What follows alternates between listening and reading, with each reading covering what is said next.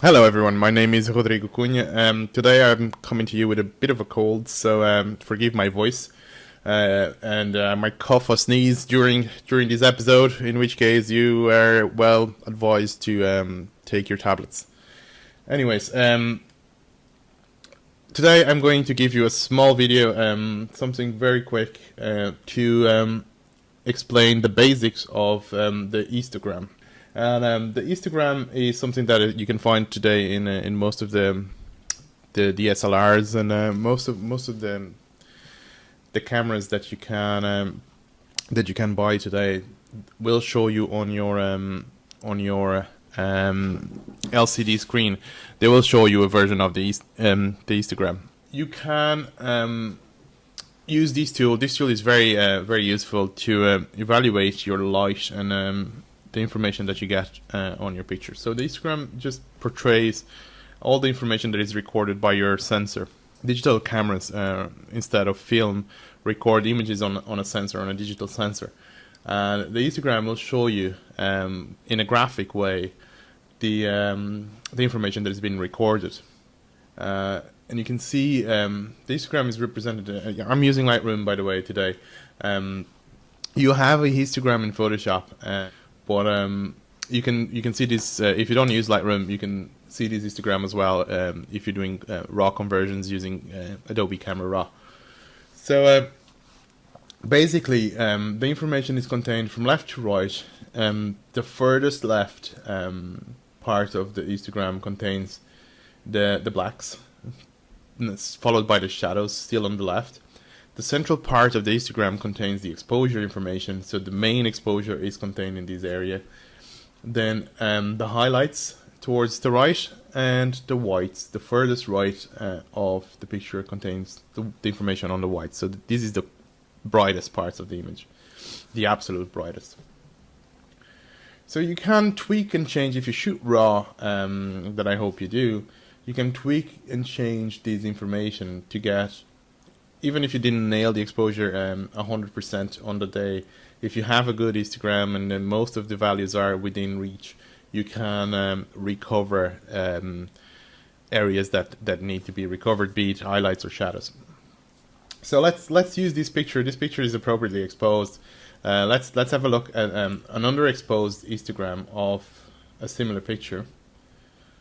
You see, as you can see, most of the information on the histogram for the underexposed is the left hand side of the picture.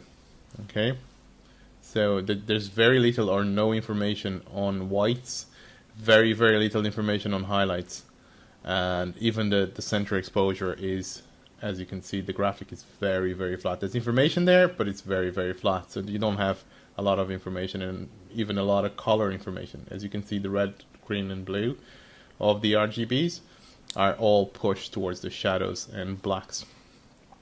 So, similarly, an overexposed picture would have the information pushed towards the right hand side and towards the whites and highlights. Very little information on the blacks and shadows. A little bit more actually on the exposure, but not a whole lot. And you can't even discern colors in there. And then you can see the cyans and the blues and the greens and the reds towards the highlights and the whites of the image. Back to our appropriately exposed image, you can see the information on the colors. And this just shows us which colors have been recorded at which parts of the image. So that's a little bit more advanced for what we want to do. We don't want to go in that direction today, so we'll keep it to a simple area. With Camera Raw, you can adjust all these values towards the sliders. With Lightroom, however, you can use the sliders, or you can move your exposure left or right through the histogram. So you can do your image editing through the histogram itself, which can be useful at times. Also, you can pick up the shadows and the blacks and the highlights and move only those images. If you look at the slider, when I move, it's the exact same. It moves the slider. So the shadows move the shadow slider, the blacks move the black slider. As you can see, I can toggle on and off a warning. What this warning does, in the shadows. This is the warning for the highlights, or the blacks and the whites. What this warning does is it shows me when it begins clipping either highlights or shadows. It'll show me the highlights with a red color and the shadows with a blue color. As you can see, there's blue on the blacks, which means if I toggle this off, which means the information contained in those areas is pure black. It can't be any blacker than it is. So we're losing information. You can see that we're losing information by these spike. As you can see at the very end of the graphic on the blacks, there is a spike. If I pull that a little bit back, let's pull the blacks back a bit. You see the spike coming down? So that means that we recovered that information. As you can see, there's no blue alarms anymore. We can do that by the shadows as well. We can pull the shadows in a little bit more. That will help us a little bit to balance the exposure a little bit better. So there you go. Let's do the same for the highlights. Let's blow the highlights a little bit more. There you go. See the red warning? You can toggle that on and off again by that triangle there. And that happens to be possible to do as well in Camera Raw. So if you're using Adobe Camera Raw, you can toggle on and off these alarms as well. Again, you have the spike there that shows us that we're losing information towards the whites. So if I toggle that off, you will see that in these areas, and if you're printing this image, these areas are pure white. So if you're actually printing it, the image will not, the printer will not throw any ink on those areas. It will leave the paper unprinted because it's pure, absolute pure white.